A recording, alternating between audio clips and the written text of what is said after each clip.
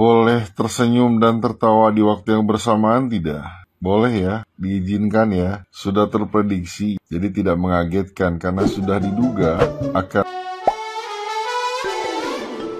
Hola netizen yang tercinta. Kemarahan kuasa hukum Fadel Bajideh Razman Nasution menantang Nikita Mirzani untuk datang di hadapannya perihal keinginan Nikita Mirzani yang ingin menghantam Fadel Bajideh. Razman mengaku emosi saat melihat video di media sosial Nikita Mirzani yang memperlihatkan aksi emosi dari Nikita Mirzani apabila bertemu dengan Fadel Bajideh. Pada video itu, Nikita Mirzani tengah berhadapan dengan sebuah kursi kayu yang mengibaratkan Fadel Bajideh. Ia membantah ketidakhadiran Fadel Bajideh yang disebut mangkir dari panggilan Polres Jakarta Selatan. Razman menyebut hingga saat ini dirinya masih terus berkomunikasi dengan pihak Polres Jakarta Selatan perihal kliennya Fadel Bajideh. Gak ada apa-apanya NM di mata saya, jujur aja.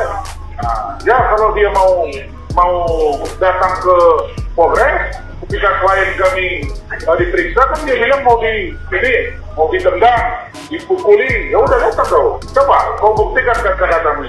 Kami lihat dan klien kami udah aku mau lihat bang, om apakah saya dipukuli atau seperti ini, berani nggak? Nah, lihat, datang dong. NR. Nah, gimana nih menurut netizen yang terhormat? Silahkan berkomentar ya. Ini ada yang sama gak mikirnya kayak gue? Perihal kasus Loli, Fadel, sama Nikita Mirzani, nyokapnya sendiri. Kalian pasti udah gak aneh lagi kan? Kayak Nikita Mirzani tuh udah dari dulu tuh kontroversial banget. Kayak gak ada selebgram atau selebriti yang bisa ngalahin dia gitu. Pokoknya kalau udah berurusan sama Nikita Mirzani nih, gak bakal menang udah. Gak ada lawannya dia. Terus kayak plot twist banget gak sih? Sekarang yang jadi lawannya tuh adalah anaknya dia sendiri. Sampai bilangnya mau ngebongkar aib lah, mau bla bla bla lah. Gue jadi inget waktu film Peaky Blinders, kalian tau gak? Di episode terakhir tuh ada seorang dokter bilang kayak gini, gak ada yang bisa ngalahin Thomas Shelby selain Thomas Shelby itu sendiri. Jadi kayak seakan-akan sekarang tuh Nikita Mirzani itu ngelawan diri dia sendiri. Kebayang gak? Kayak tingkah lakunya tuh sama, terus kayak batu juga gitu. Ada yang sama gak kayak aku pikirannya? Mau scroll berapapun itu semuanya Loli ya sama Nikita Mirzani. Terus ada 3 pembawa berita infotainment ya mengabarkan tentang berita Nikita sama si Loli. Sebenarnya kalau aku nonton ya, yang infotainment itu 2-nya kompor ya. Terus yang 1 memang polos atau blow on. Kalau aku tuh memang bercandanya itu seperti biasa guys ya, tidak mengarah atau mungkin dia menghina pun juga tidak. Tapi memang konteksnya memang dibuat bercanda lah. Tapi tolong please jangan dinormalisasi. Permasalahan yang kamu bahas itu kamu buat bercanda atau ocekan. Please pakai simpati lah minimal. Walaupun kamu nggak punya empati atau masalah yang sama, masalah keluarga. Setidaknya kalau kamu nggak punya empati ya, kamu punya simpatik sedikit aja ya, 5% atau 10% ya. Kayak pembawa berita-berita yang lain gitu loh ya. Jangan dibuat bercanda tapi memang bener-bener kayak menghargai berita itu. Itu kalau ada orangnya pada saat lagi ada masalah terus kamu bercandain kayak gitu, kamu pasti damprat gitu loh. Cuman kan itu posisinya nggak ada orangnya gitu. Hidup tuh jangan terlalu serius, ini emang kerjaan, jangan. Coba dibalik kalau kamu yang punya masalah terus tak bercanda di depan kamu. Kamu marah atau kamu juga ikut senyum? Pertanyaannya itu.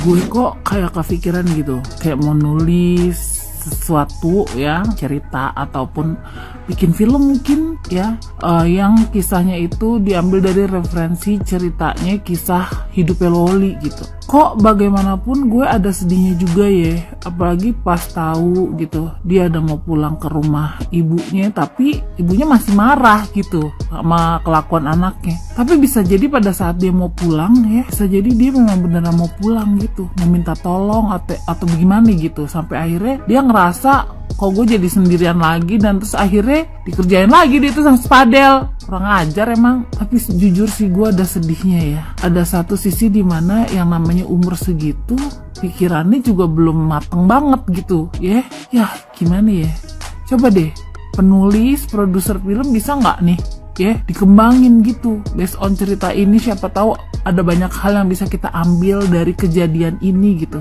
ada hikmah baiknya gitu. Pak, Mbak, sis, bro, gimana ya? Karena gue yakin sih di luar sana pasti banyak juga cerita tentang loli-loli lainnya yang mengalami hal yang serupa tapi tak sama. Boleh tersenyum dan tertawa di waktu yang bersamaan tidak? Boleh ya, diizinkan ya. Sudah terprediksi, jadi tidak mengagetkan karena sudah diduga akan mangkir dengan alasan sakit dan lain sebagainya. Ya, dan aku sudah menyampaikan di beberapa VT sebelumnya. Maka tidak mengagetkan bila mereka akan mangkir dikarenakan alasan-alasan yang dibuat-buat. Ada surat rujukan sakitnya tidak? Atau surat dokter? Atau mungkin surat dari dukun, bidan atau baby sister, atau bahkan dari guru tari? Silahkan dilampirkan ya. Was-was ya, khawatir, tegang, sulit bernafas, sulit buang-buang air, bahkan sulit mencerna makanan, bahkan sulit tidur bukan? Siapa suruh nantangin, siapa suruh cari masalah sama si Nyai? Ribet urusannya kan, repot kan masalahnya kan?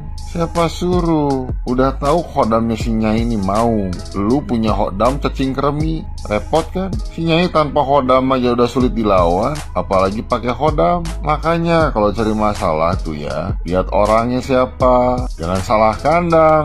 Ini udah salah kandang, maksain kandang, tambah aja salah alamat kan, repot punya urusan, mangkir kan, cari-cari alasan kan.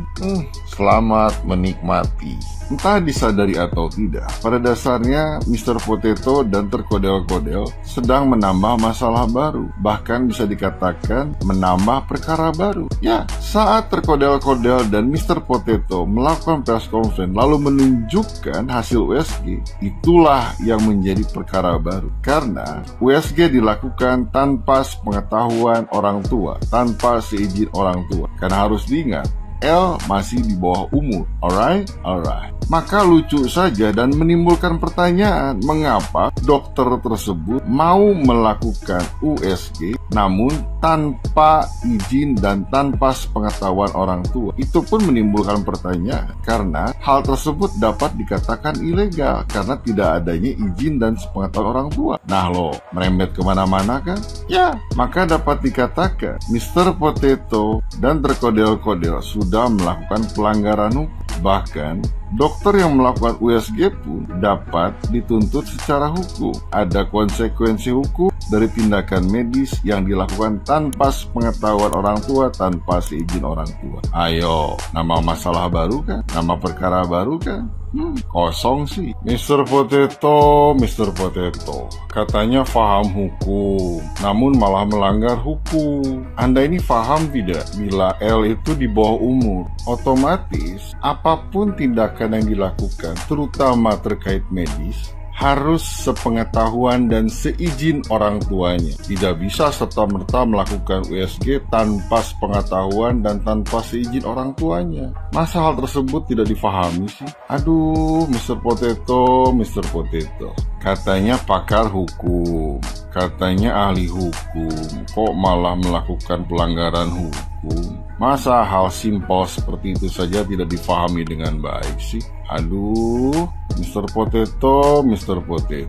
Maka harus diingatkan kembali dan difahami kembali, L ini masih di bawah umur. Maka secara otomatis, apapun tindakannya, khususnya yang berkaitan dengan medis, harus pengetahuan orang tuanya, harus seizin orang tuanya. Tidak bisa serta-merta melakukan hal-hal yang berkaitan dengan hal tersebut dilakukan seenaknya, tanpa kewenangannya.